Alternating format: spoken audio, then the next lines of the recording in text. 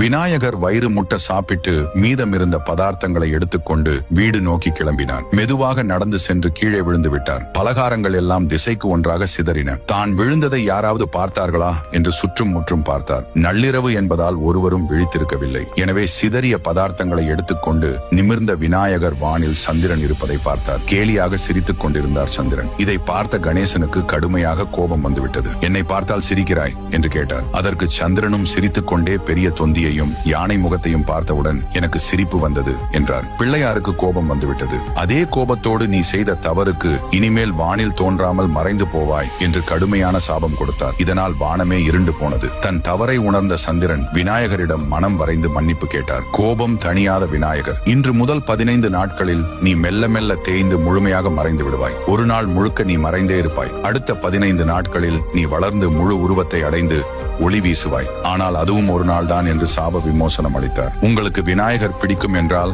நமது சேனலை ஒரு சப்ஸ்கிரைப் செய்து கொள்ளுங்கள்.